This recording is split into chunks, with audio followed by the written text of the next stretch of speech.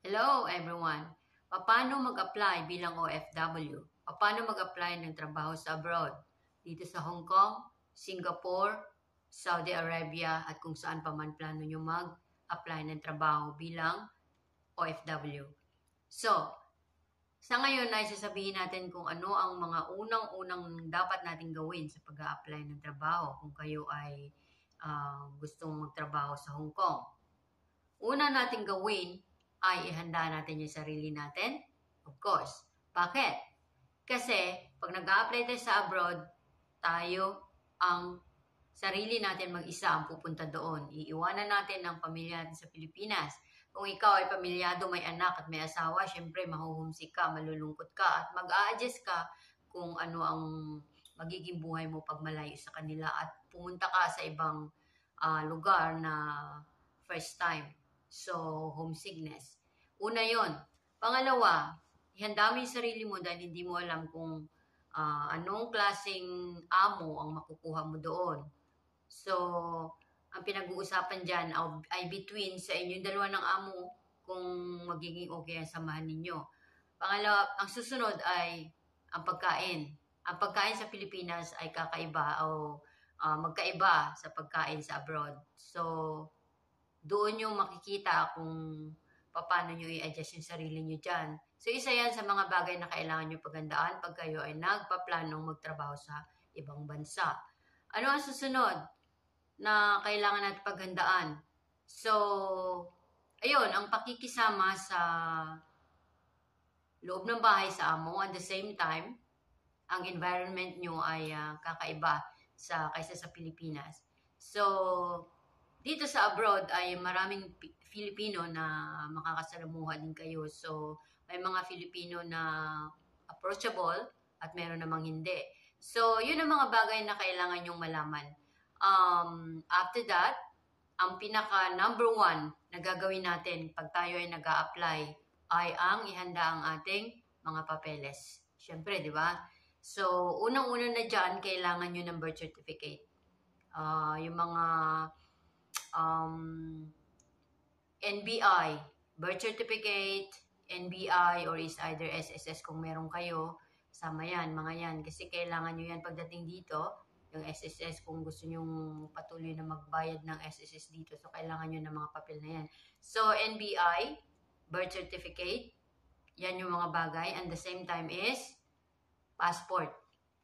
Right. So, yan ang mga dokumento na pinaka-importante para gamitin nyo sa pag-a-apply sa abroad. Kailangan updated dyan. Lahat dyan. So, pagkatapos nyan, kompleto na kayo nyan, nahihanda nyo na yung sarili nyo lahat, kompleto na kayo ng papeles, ang kailangan nyo ay agency. Kung kayo ay mag-a-apply sa sarili nyo lang at wala kayong kilalang tao para mag-hire sa inyo sa kung ano ba man tutulong. So, agency. Agency ang kailangan natin kapag tayo ay nagpaplanong magtrabaho sa abroad, kung saan pa mang lugar. So, ang agency na ito ay siyang tutulong sa atin kukuha ng mga dokumento natin, siya ang magsasabi sa atin kung anong dapat natin gawin at iprepara at kung ano pa yung mga dapat nating i-undergo na mga training bago tayo nila i-hire, hanapan ng amo sa ibang bansa. So, itong agency na ito sa Pilipinas, kung kayo ay nasa Pilipinas, mapa-probinsya man or Manila na agency, so usually ang mga agency na yan sa lugar natin sa Pilipinas ay merong koneksyon na agency dito sa abroad. For example, naghahanap ka ng gusto mo magtrabaho sa Hong Kong. Ang agency na yan na ina-applyan mo ay merong connection sa Hong Kong na agency. So sila yan.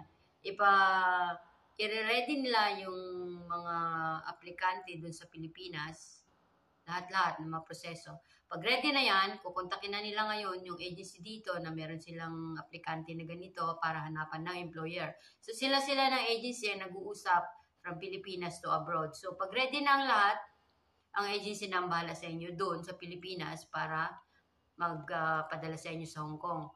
So pagdating dito sa Hong Kong, pero syempre, babayaran nyo yung agency kung ano yung mga dapat yung bayaran dyan sa Pilipinas bago kayo makalipad papuntang abroad.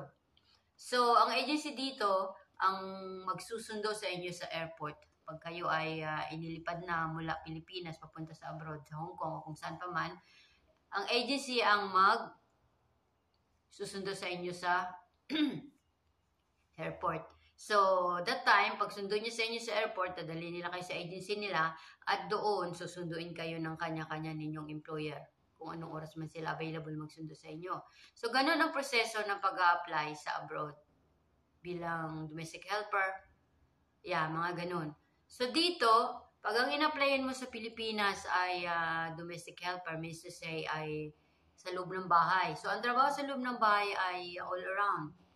Magluluto ka, maglilinis, mag-alaga ng bata, mamalengke, maglaba, magplansya, lahat na yan. So, kailangan expert ka. Kailangan, bago ka magplano ng pagtatrabaho sa abroad, kailangan make sure sa sarili mo na kaya mo lahat ng gawaing bahay at pag-aalaga ng bata. So, kung wala ka mang experience pa before, bago kayo ipapadala ng agency dito, ay iti-training muna kayo niyan, mga 2 weeks or 3 weeks dyan. Iti-training muna kayo niyan. Pero kailangan, babayaran nyo rin ang training fee. Kasi that time, nung ako ay nag-undergo ng training, I think 6,000 pesos ang binayaran ko noon for 3 weeks. Nag-stay kami doon sa training center for 3 weeks.